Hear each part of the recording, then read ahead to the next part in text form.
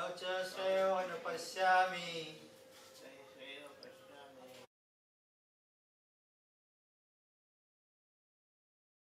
kāṅkṣe vijayaṁ Kṛṣṇa. rājyaṁ sukhāni ca.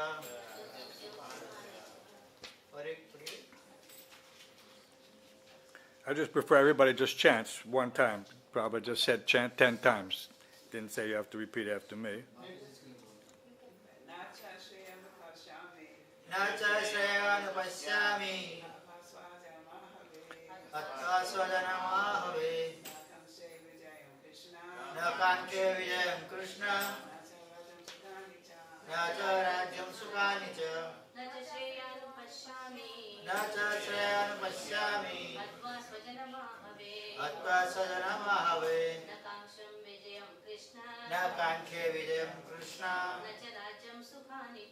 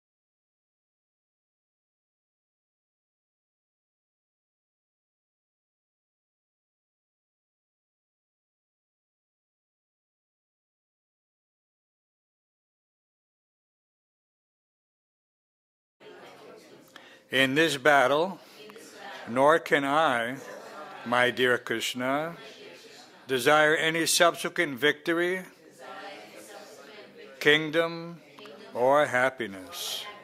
Purport. Without knowing that one's self-interest is in Viṣṇu or Kṛṣṇa, conditioned souls are attracted by bodily relationships, hoping to be happy in such situations. In such a blind conception of life, they forget even the causes of material happiness. Arjuna appears to have forgotten the moral codes for a kṣatriya. It is said that two kinds of men, namely the kṣatriya who dies directly in front of the battlefield under Kṛṣṇa's personal orders, and the person in the renounced order of life who is absolutely devoted to spiritual culture, are eligible to enter into the sun globe, which is so powerful and dazzling. Arjuna is reluctant even to kill his enemies, let alone his relatives. He thinks that by killing his kinsmen, there would be no happiness in this life, and therefore he is not willing to fight, just as a person who does not feel hunger is not inclined to cook. He has now decided to go into the forest and live a secluded life in frustration. But as a kṣatriya, he requires a kingdom for his substance, because the kṣatriyas cannot engage themselves in any other occupation. But Arjuna has no kingdom. Arjuna's sole opportunity for gaining a kingdom lies in fighting with his cousins and brothers, self-fit to go to the forest to live a secluded life of frustration.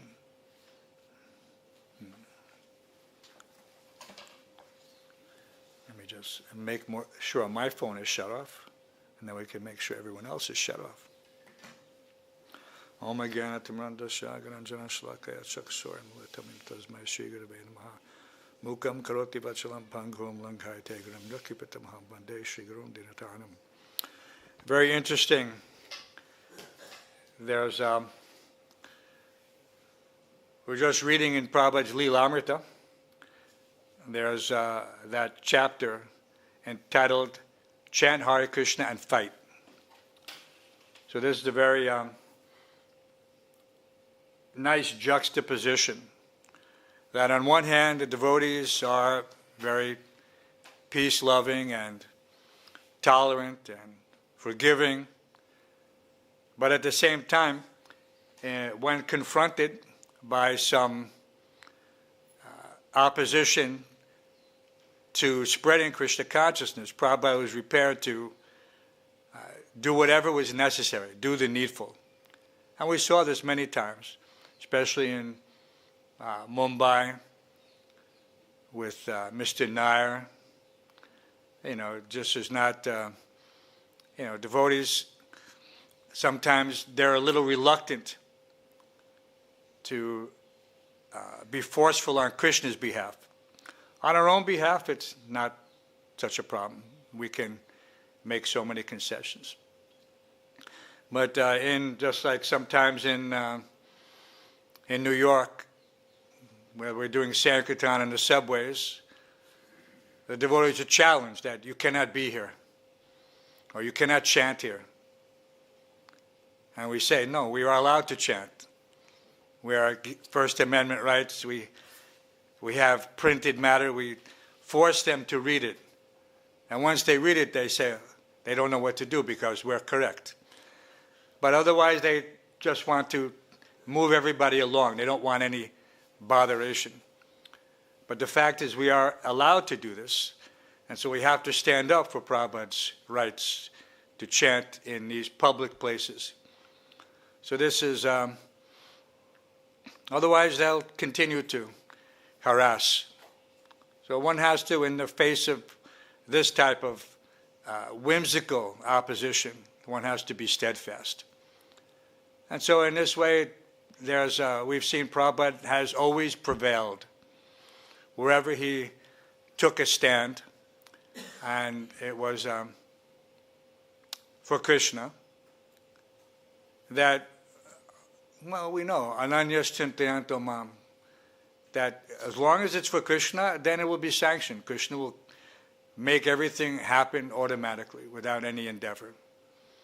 It's not up to us in any case. We have faced many legal challenges. Many years fighting in courts in New York in order to establish Srila Prabhupada's temple as a matter of fact, interesting, after we presented Prabhupada's last will and testament as evidence that the GBC is the ultimate managing authority and therefore has the hierarchical power to control the temples, whether they're sold or in any way encumbered. So the judge personally read Prabhupada's will into the record, and that the whole case was decided on that basis alone, on Prabhupada's last will and testament, that all these properties belong to ISKCON. So despite, and we can see how the word is prescient. It means that Prabhupada, like all these sadhus, is a trikaligya. He can see past, present, and future. So he understood that at some point this would be necessary. So therefore, he put it on paper, this last will and testament. And that for all time and all purpose, all temples have to abide by this. So Prabhupada saved us again, saved the temple, saved the deities, saved the preaching, because the preaching was about to be lost. This was the unfortunate situation. So these things happen. And we have to be very careful how we conduct ourselves so that we have the right to execute Prabhupada's will. There's that tatenu kampam susamiksamano, that one is the legal inheritor. Sometimes we see that just like when many of us joined, we were disinherited. from our family's estates. This was a common thing, that if you joined Krishna consciousness, the family cut you off. So you're no longer entitled to that. And so it happened to many of us. But the same thing can happen to us even in spiritual life, that if we somehow or other displease the spiritual master by our behavior, by our misbehavior, then automatically we become disinherited. We become ineligible. So this, and we've seen how this happens. So we have a responsibility, we have a burden to uphold the will of the spiritual master, of our eternal Father, that he is, that whatever we do ultimately reflects on him. So Arjuna, he is in a dilemma. He knows he has to execute his dharma. He is a kṣatriya. He's been denied even the amount of land that you can stick a pin into. So that alone is the insult unbearable. Kṣatriya cannot take that type of, hard to, we know that this is all coming about by Krishna's arrangement. It seems insignificant. Why argue? Arjuna, the Pandavas, they could go conquer any kingdom, and they did. Even in exile, they were fighting so many battles on behalf of others. So it's not that they were helpless, but it was the principle. And so we see that this principle is what has to be upheld. This is the essence of Dharma. It is not just the land itself or the so-called property, but the principle that this was their rightful inheritance, and they were being denied.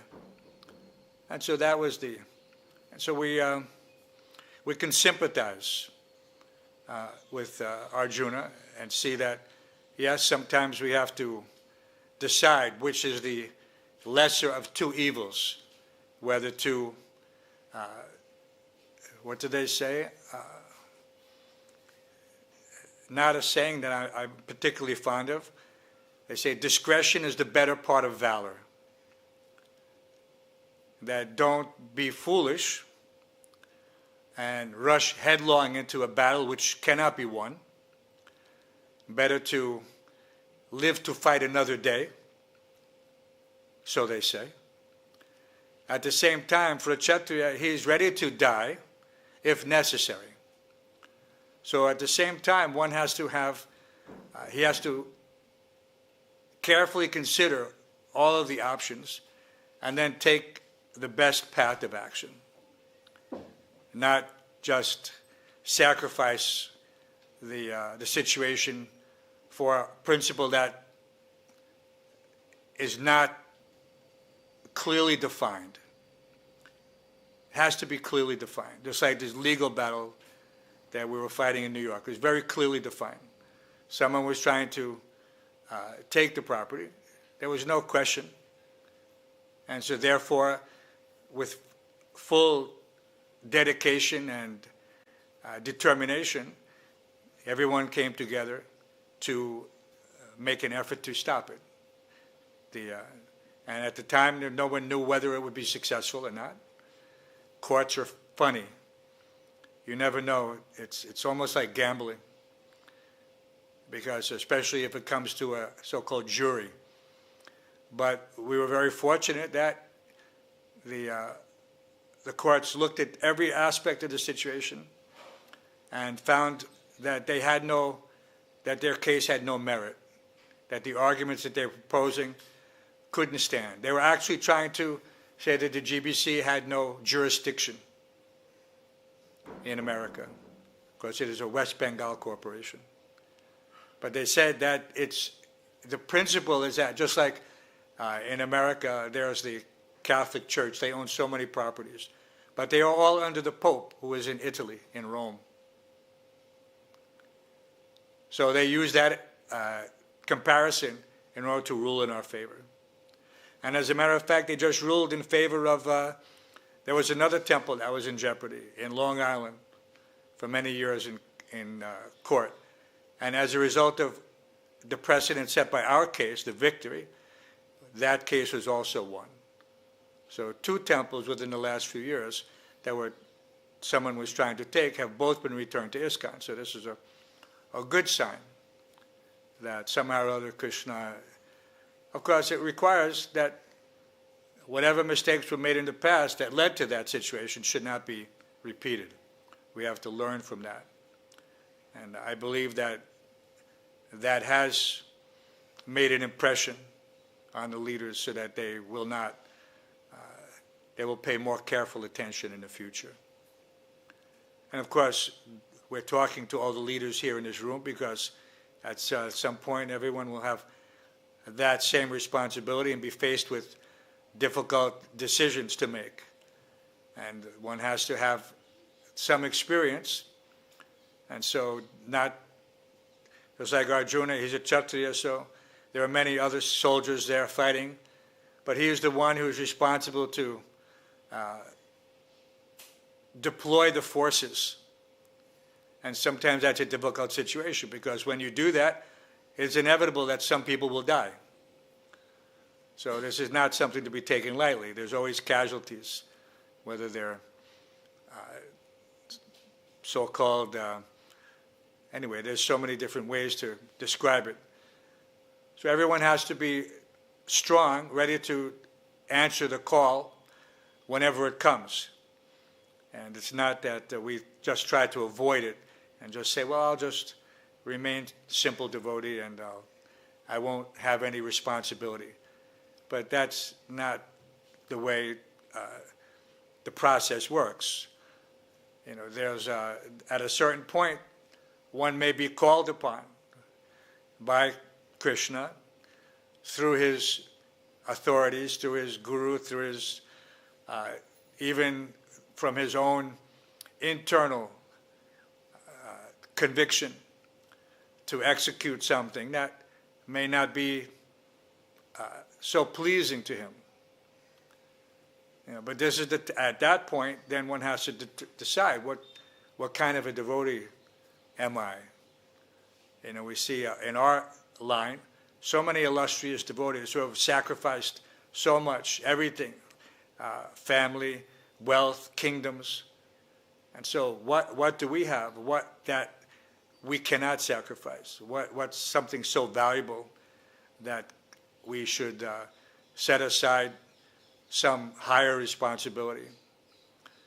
Like Arjuna, he's trying every possible argument to get out of the. Of course, he's not, you know, in his situation. We understand the backstory, but it applies specifically to us.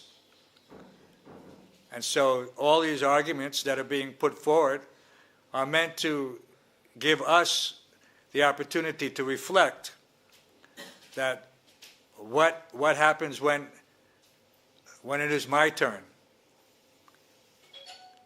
You know, that somehow or other will I avoid the conscription, that I don't have to, like when we were young, at that time there was the Vietnam War, and many of us were drafted, and it was a very unfortunate situation. We didn't have a choice at that time. So, you know, that type of duty, you know, it's a very conflicting situation. But fortunately, if you were a devotee, you could get deferment. You didn't have to go and do these things. So, and Prabhupada was very expert at engaging the system. He knew how to work the system. Prabhupada was expert in so many ways.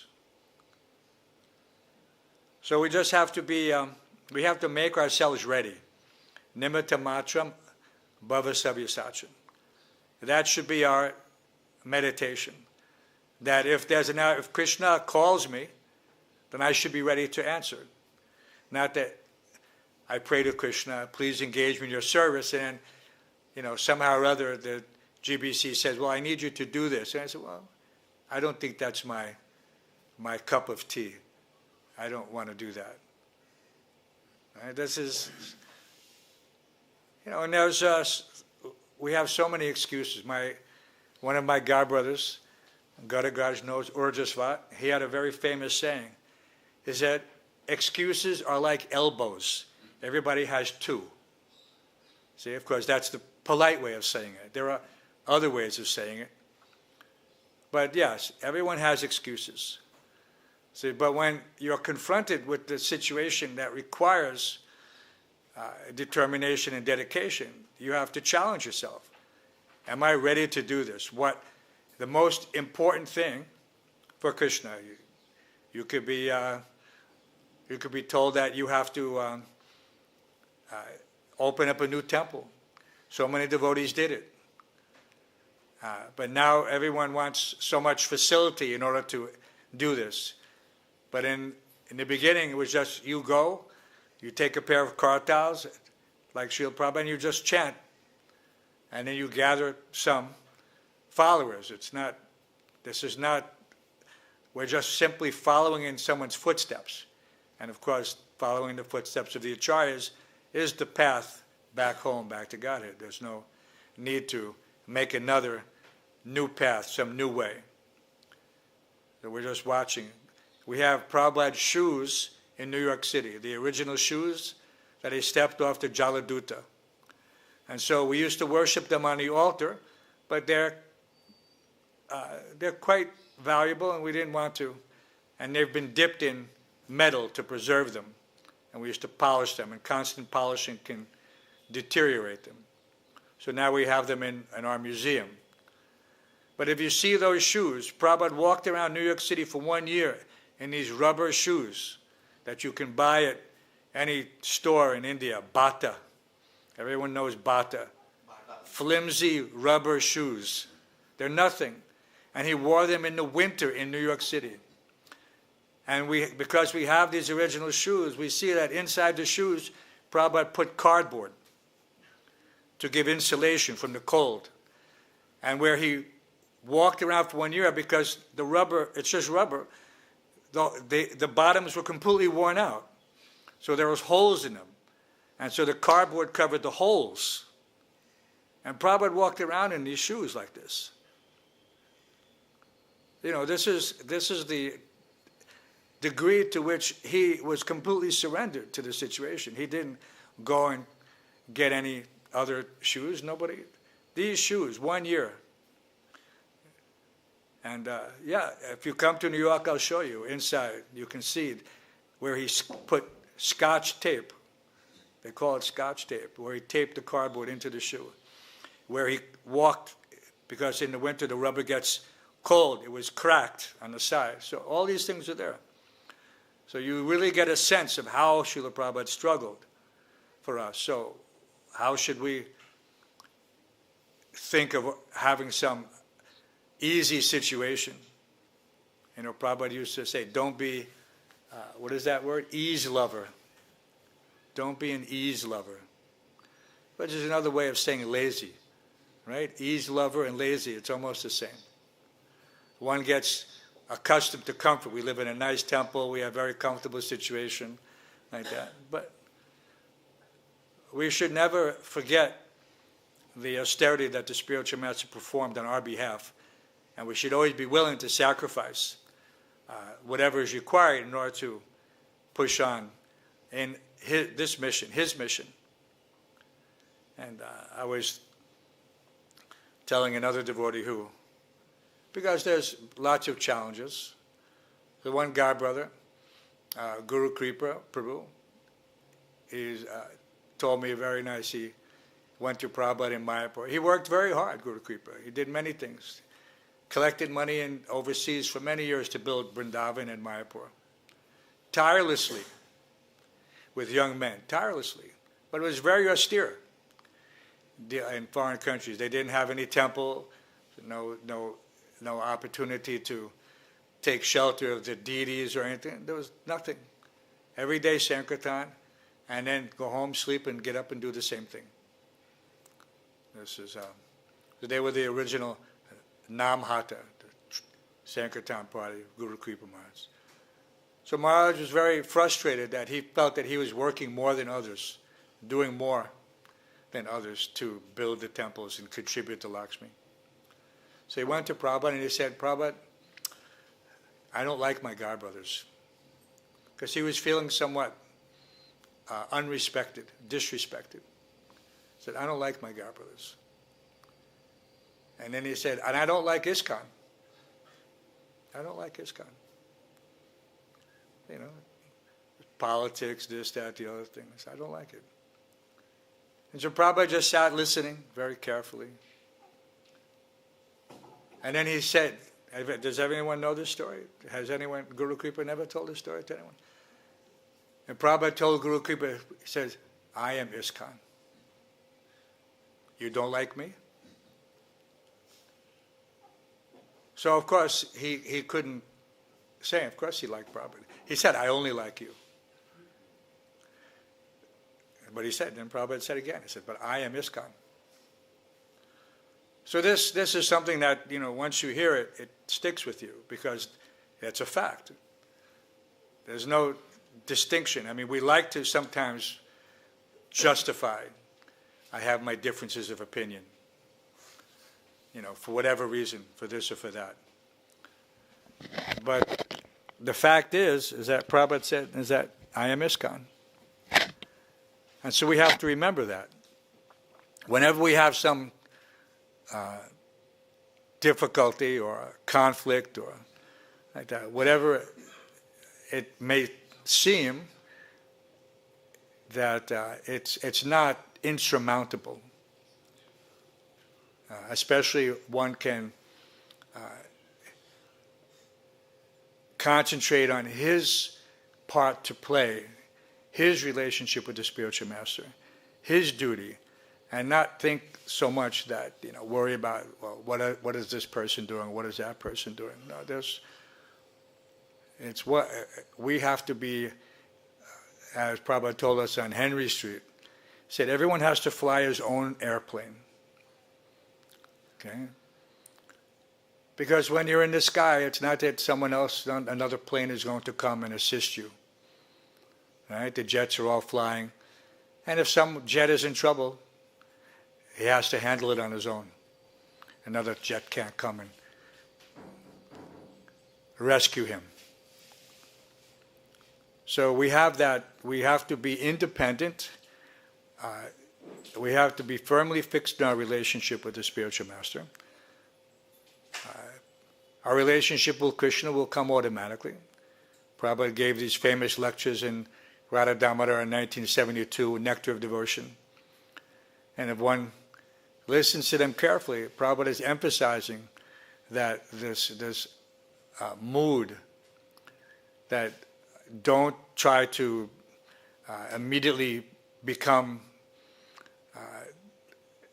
fixated on one's siddha deha. That this will, because we saw that at some point many people, many devotees felt that this is a very slow process. And Prabhupada used the example of the newly married wife, that if she thinks that she'll have immediately a child, no. That child will come, but it will take time. But because the relationship is there, it's guaranteed. And so that is how we have to see these things in perspective. And matter of fact, that's the definition of intelligence, right? In Bhagavad Gita in 10th chapter, it says that intelligence means to be able to understand things in their proper, to analyze things in their proper perspective. To analyze things in their proper perspective.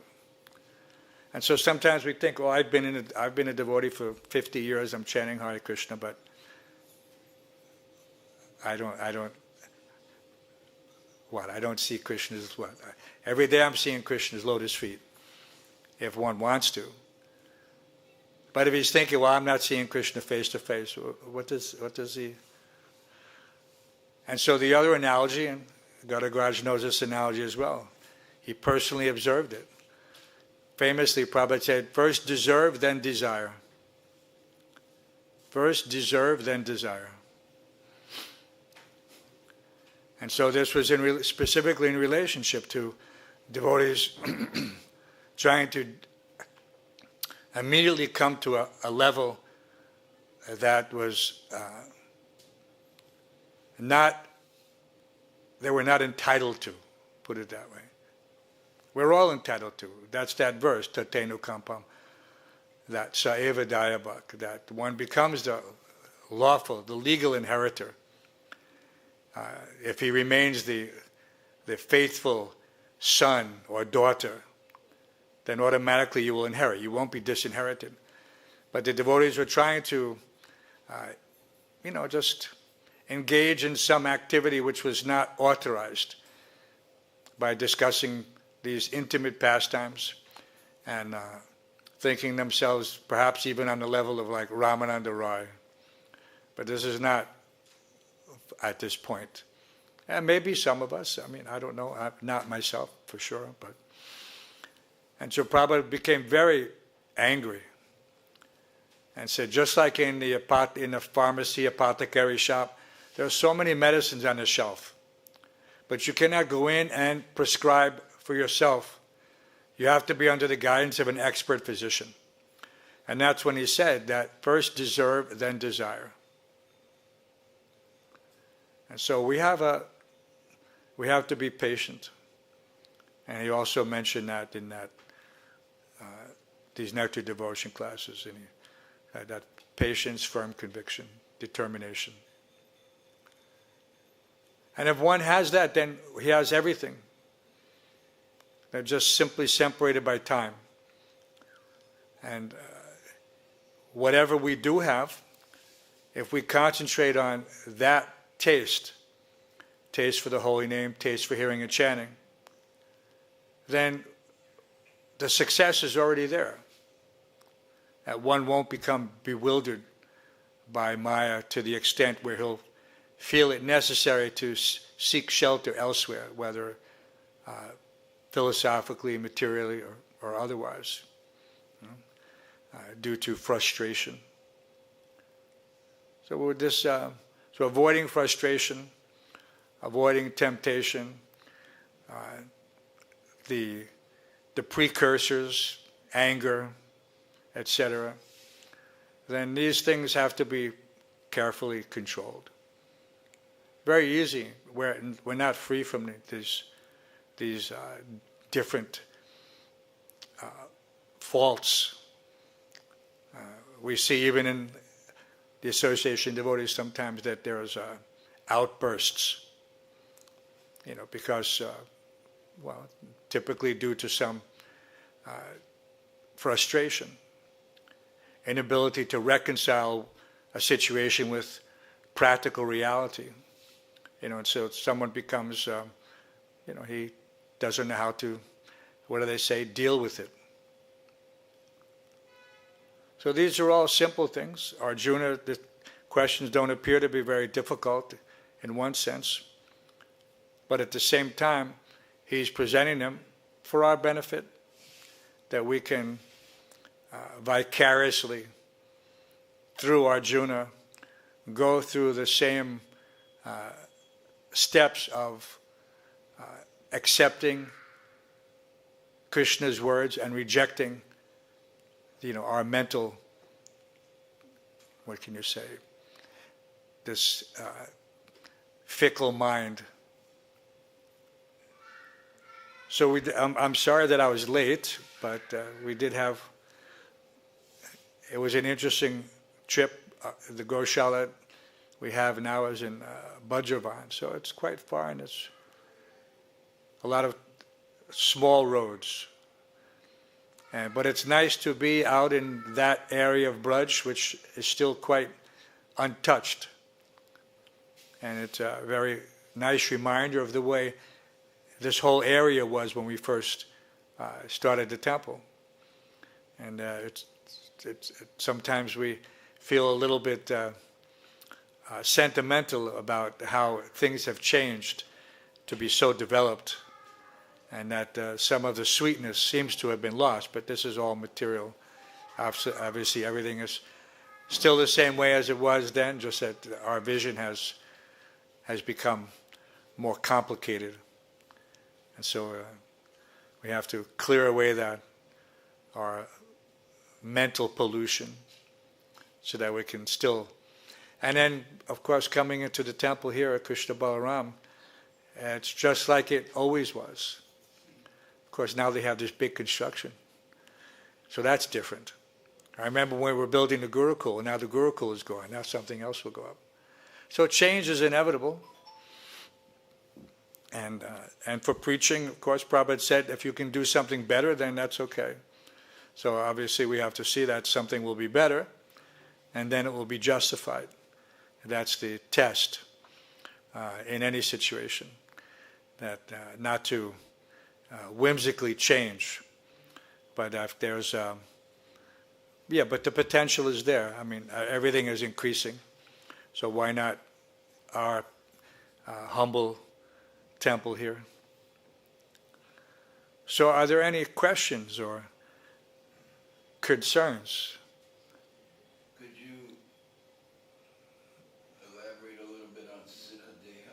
No. Prabhupada said first deserve, then desire. I mean, just say. And we understand there's so much that can be discussed in this regard. There's one analogy is that, nothing changes. When I heard Prabhupada describe how that everything is as it always was and always will be, and that your situation is just like a dream. And so some people say that this is Jagat Mithya. Yes, of course, we know that. Brahma Satya Jagat Mithya. This is there. So, and he implied that at a certain point you become free from the dream, just like waking up. So times we have some sentiment, but this sentiment is not an indication of our spiritual identity. I mean, that's the definition of sahaja. One artificially adopts. Just like in the material world, so many people are artificially adopting some persona. Right? In the old days, someone was thinking he was Napoleon. And what happens when someone was thinking he's Napoleon, they put him in a crazy institution, a mental house. Because obviously he's not Napoleon. And everybody knows he's not Napoleon. But he's convinced that he is Napoleon. So many situations can be like that. One has to, again, carefully consider that what does it mean that eternal? I have my relationship with Kṛṣṇa. This is a foregone conclusion. And that relationship with Kṛṣṇa is eternal. So why am I worried whether I'm a blade of grass, or I'm a gopi, or I'm a cowherd boy, or what does it matter in that respect? It's already there, so how should I, what should be my line of thinking? Gopi bhatu pada kamalira. So I can be a servant, and the mood of the gopis is that they're servants. It's not that they're gopis. It's not that they're thinking I'm a gopi. They're thinking I'm a servant. And so this is our mood as well, that I'm a servant. Whatever that service is, I'm satisfied. I have no desire to try to change that service, that I want to do something else. Because this changing is a part of this material conditioning, that where everything is changing. And in the spiritual world, nothing is changing. So how can we speak about what we don't have any experience of, and that we're only speculating about? And that we say, well, we're following the footsteps, yes. And when we get to that point where that revelation has come about due to, the spiritual master's mercy, and just like anyway, this is as far as we can go in that regard. That we know it's the spiritual master's, only by his efforts does one regain his original constitutional position, whatever it is. And so I'm content to wait and see. I have no desire to try to consider who I am or what I think I should be or what I want to be. It doesn't. When we chant in the morning, this the prayers to the spiritual master or to the in the Guru Puja, and we say Chakudan Diloye Janme Janme. Prabhupada say we're asking to take birth again and again to serve the spiritual master. So where does that? We circumambulate Tulsi and we say, yes, please make me a servant of Radha and Kṛṣṇa. We don't say I want to be this or a maid servant. Yes, but what is that? Again, maid servant means I'm a servant.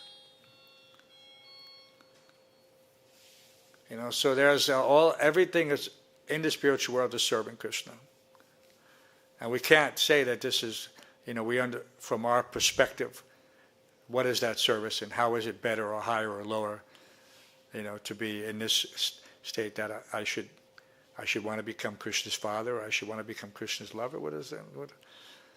Where is that mentality? If one loves Kṛṣṇa, to that extent, that love will manifest in a certain way, and he will be more than happy with that. That we're guaranteed, without a doubt, that we will be fully satisfied, whatever it is. But to unnecessarily contemplate what this is, it's counterproductive in one respect. Because then one will think, well, I should not be doing this service because this service is for another rasa. I only can do service on this level. I cannot do service on that level. It doesn't make any practical sense from our perspective, following the footsteps of Srila Prabhupada.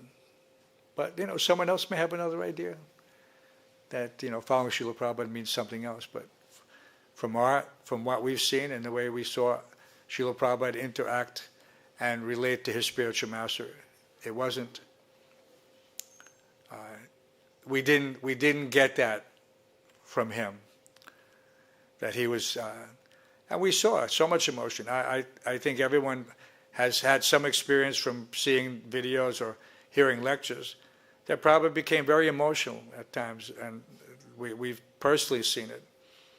That when he would chant, Jai Radha Madhava, or he would chant some other bhajans, or when he would, at a certain point, like I was just listening to the lecture in Atlanta when he was introducing that song, Bhaja Bhaja Bhai Chaitanya Tai, Sudridhabha. He was choking up. He was tearing. We had 3 sets of deities that were installed at the same time in 1975 in Atlanta, in New Taliban, and in Gainesville, Florida.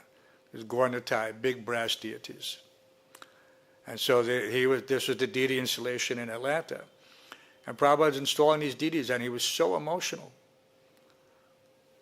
That Lord Chaitanya was coming and to that location in America.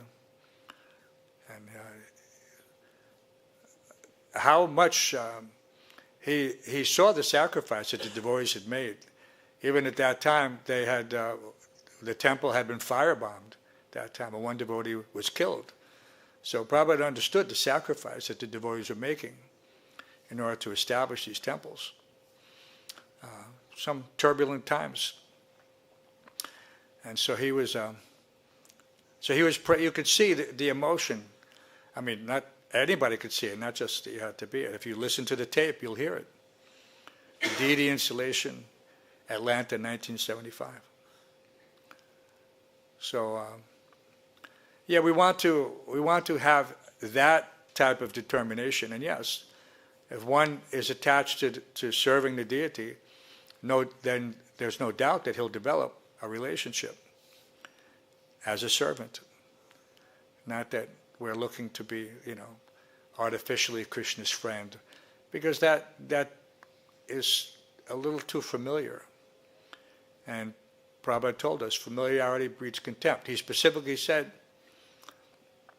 One should not get too close to the spiritual master or the deity. And then he said, familiarity breeds contempt. So these are little lessons that Prabhupada gave us, that we don't become artificially.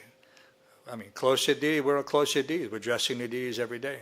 So we're close. He meant close means you don't get familiar.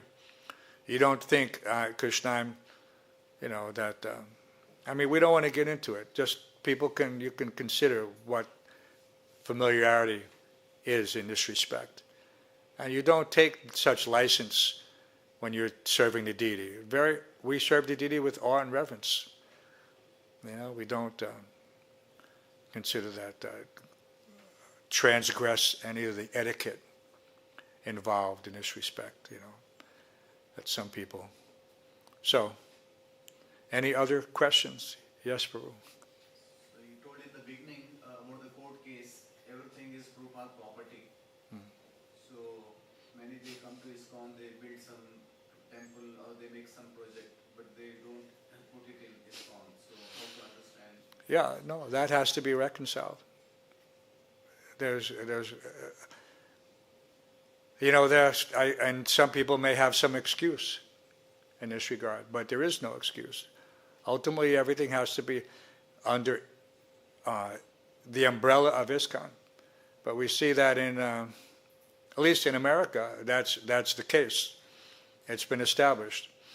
In India, it should also be the case, but we see that there's still some, at least I know that because of the charity commission, that as ISKCON is considered to be one entity, that there was a cap on how much property an entity can hold.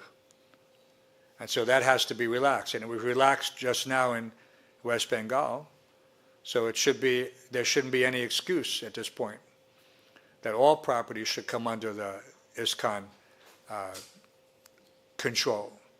But we also have to be qualified. The leaders have to be qualified. And they have to take it very seriously. Like they're fighting in court in South India for many years now, for that the principle that that ISKCON they made a separate entity, and as a result there's a dispute, which if they take the precedent from America and use Prabhupada's will, but it may not stand in India for whatever reason. Because that's the case. They're saying that, no, we're the legitimate inheritors, but according to Prabhupada's last will and testament, they're not. They can't be in and of themselves. Bangalore. So, anyway, there's other examples like that.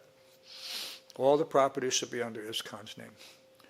And all the leaders should have their, Prabhupada said, their oath of allegiance.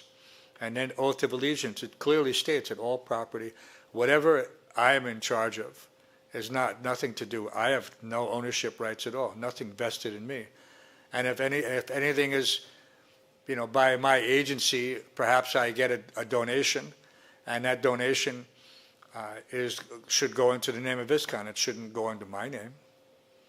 So we have to be. There's a level of integrity that has to be developed for the leadership cadre. There can't be any discrepancies. You either accept that oath of allegiance to ISKCON, that Srila Prabhupada is our preeminent Vrindavan, and that his last will and testament is our guiding document with regards to legal issues related to property, and that directions of management should not deviate from his initial efforts to put into place what the GBC actually stands for. And so hopefully everyone here at some point will get an opportunity to become GBC. It may not be attractive, but at the same time, it's a responsibility. At a certain point, it's inevitable that we're already so many second generation have been tasked to lead certain areas, and for that reason they have the GBC college, and just like everything else has been there, and there's no bar. Anybody in good standing can be recommended to take up that responsibility. And the more that take it, then the stronger. Probably I instructed that we have to boil the milk. Prabhupada said, and this was quite some time ago, he said, we have enough men and we have enough temples, so now boil the milk. And so this is necessary. We don't need any adulteration. We don't need the temples to become hotels simply for eating and sleeping. He was very clear on that that's not the definition of a temple, and no temple should end up in that situation.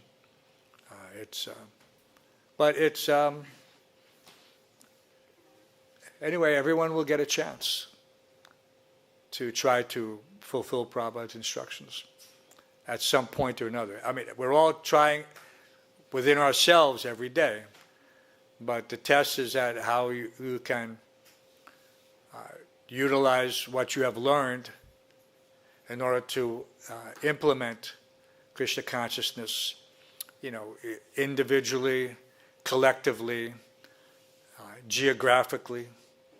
This is the challenge for all of us.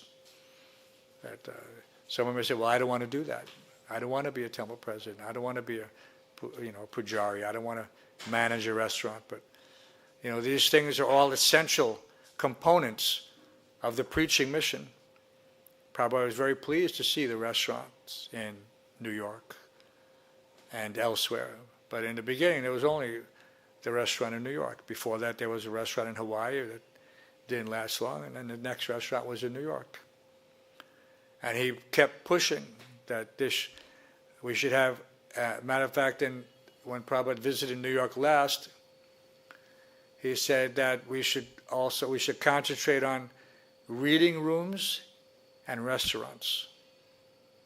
Reading rooms. He didn't say temples. He said reading rooms and restaurants. A place where all the books were kept in a very nice library-like setting for gentlemen and gentlewomen to come and sit down and read, and then a place to take prasadam.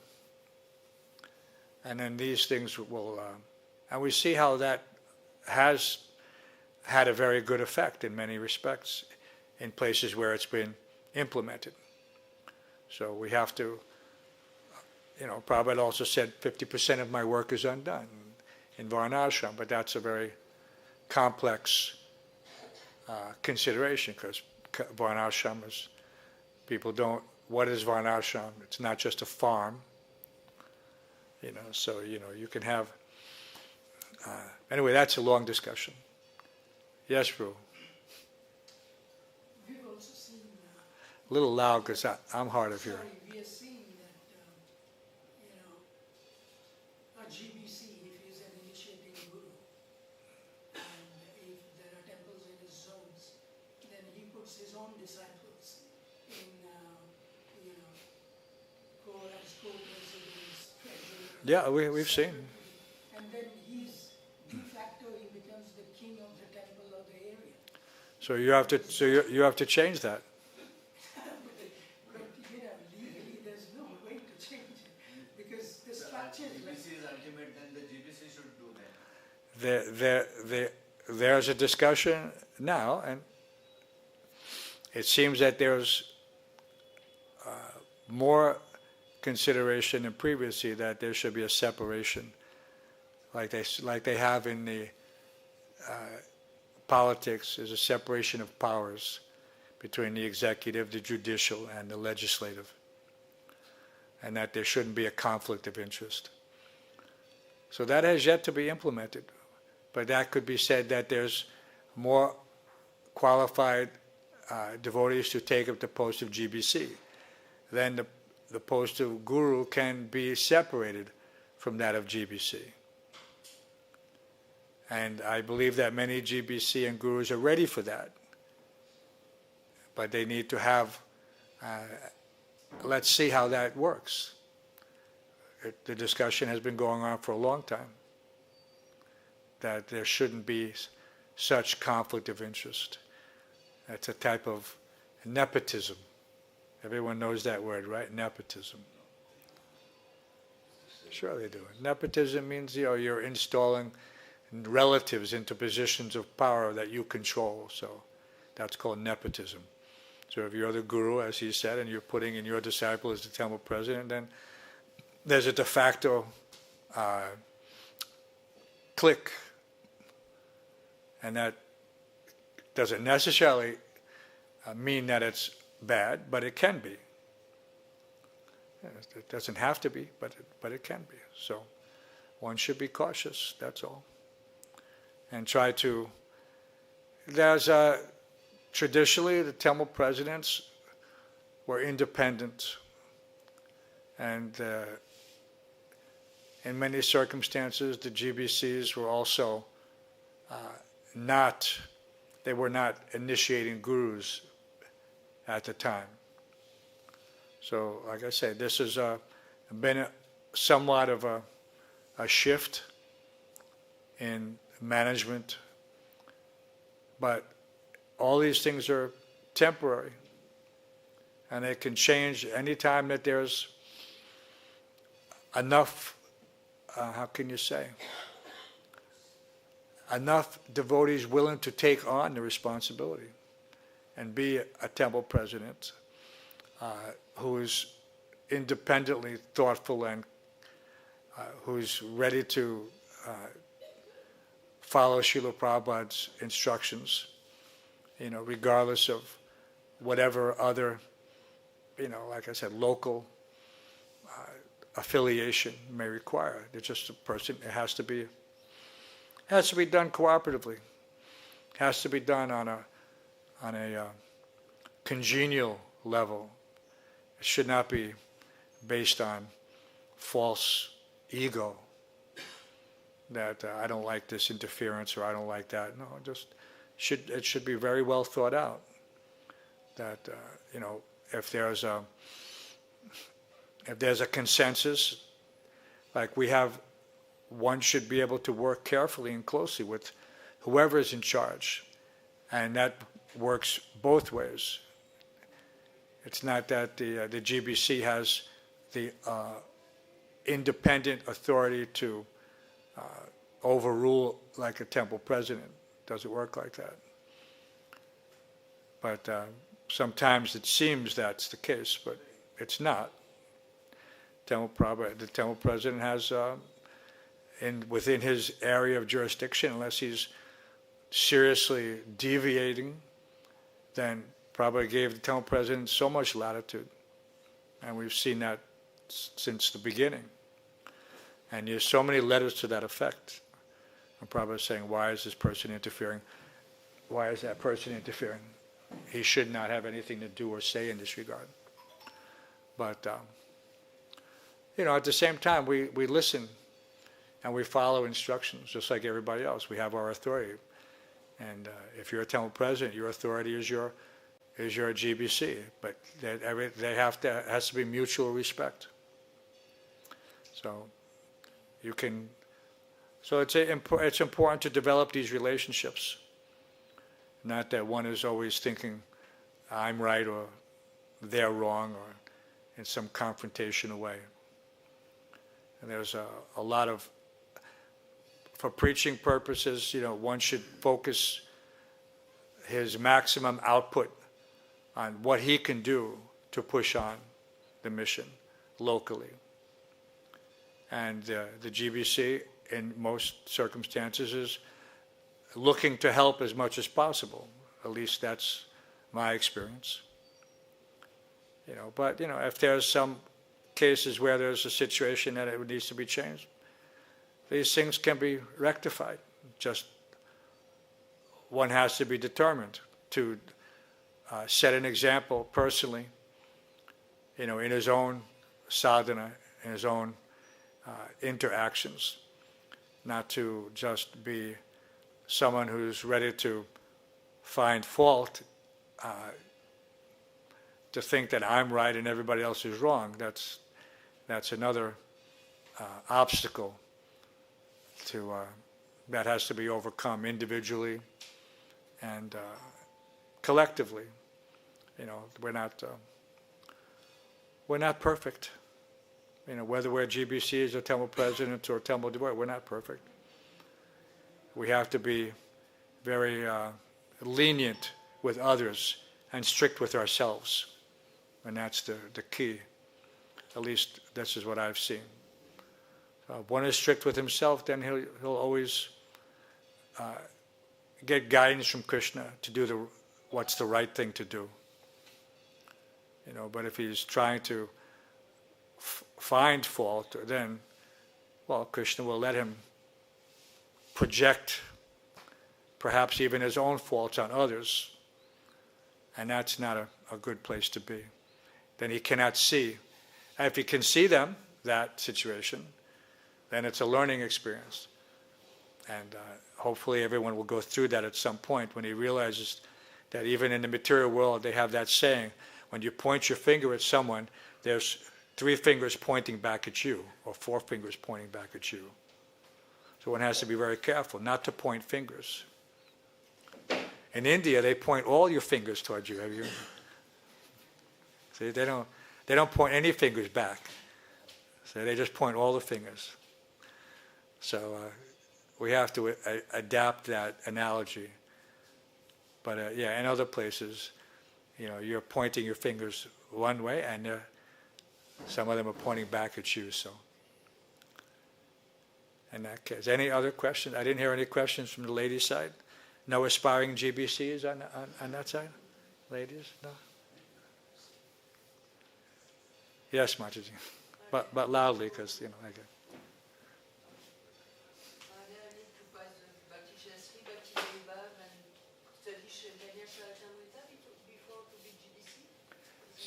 Say that again? Have you a training in the college about the devotees first deserve, then desire?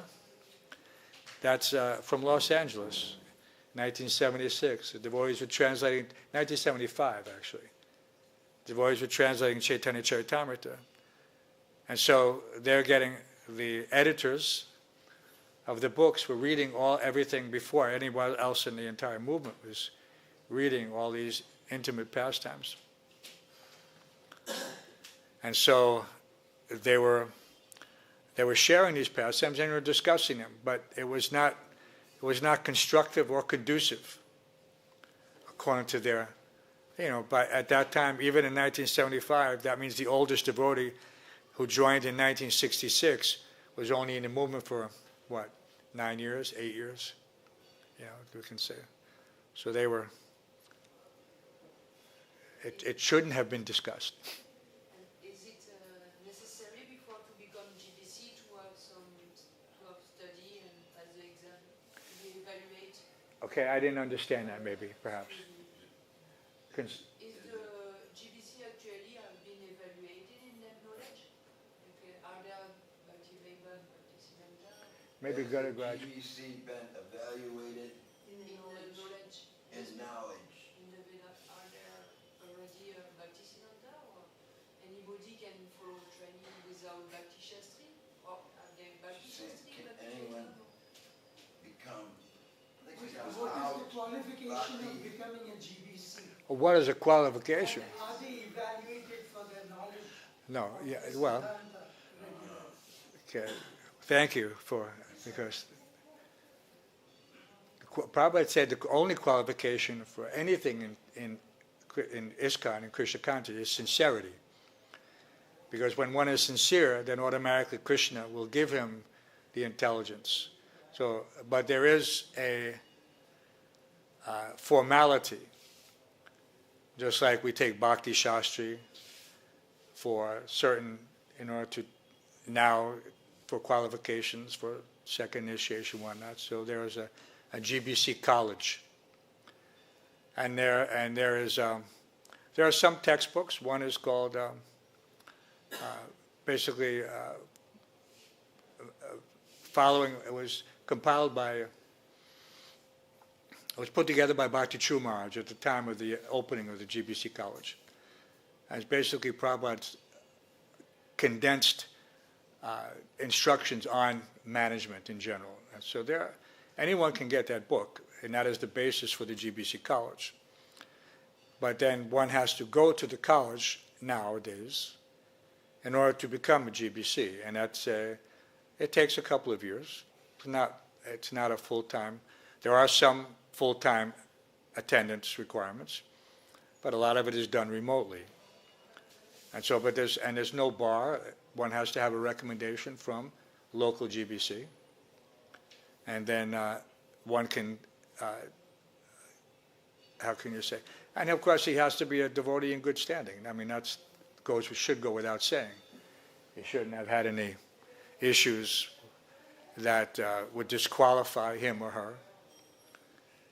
And there's actually, it's encouraged that as many people as can should accept.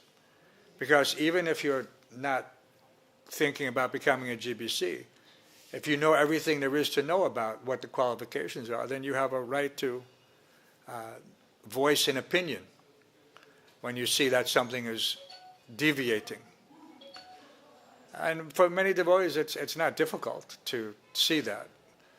Just that if one feels insecure about speaking up at a certain situation, just like I'm connected with various ministries where we have to do investigations, and many times we accept that we don't know everything, we can't see everything, and so we have to depend on devotees to give us information that something is wrong, and then we can investigate. So this is so we should all be ready to keep our eyes open and see if there's something that needs to be corrected. Just like Prabhu was saying about this GBC thing. That's a little complicated, but everyone is eligible to become a GBC. And the more GBC there are, the less need there'll be for those who are in the position of initiating Guru. I'm sure they'd rather be doing something else. I've spoken to many, and the reason they say that they retain that position as GBC is because they were either GBC of that area before they become a Guru, and they're concerned that it remains,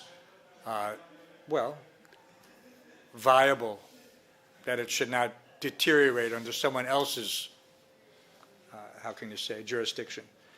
Prabhu is going to tell me the class has to end. Another class has to start. See? So we're over time. Thank you all for listening. I'm sorry that I was late, and I apologize. All glories to Srila Prabhupada. All glories to Bhagavad Gita as it is.